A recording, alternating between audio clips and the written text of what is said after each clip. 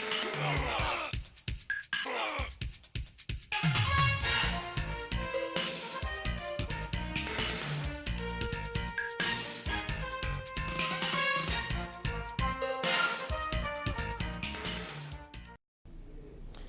this is State Senator Dale Ryder, and today is Friday, May 20th, and thank you for joining me out here on the Senate floor for another edition of the 2-Minute Drill.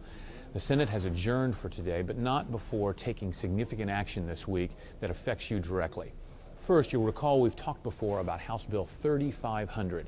This legislation would protect the names and addresses of those who hold valid firearm owners' identification cards.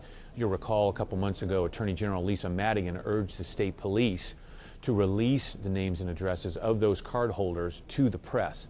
The reaction here from my constituency and from across the state and here and then the General Assembly was very strong.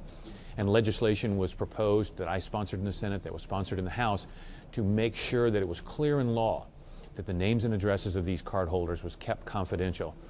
That House bill that contained that language passed the House of Representatives earlier this week, came to the Senate and was approved to the Senate by the Senate yesterday. Now it goes to the governor's office. It is critical now that the governor sign this legislation. So what I'm asking you to do for me and for all of us across the state who appreciate very much our Second Amendment rights and the privacy that goes along with maintaining a gun in the home is to call the governor's office and urge him to sign House Bill 3500.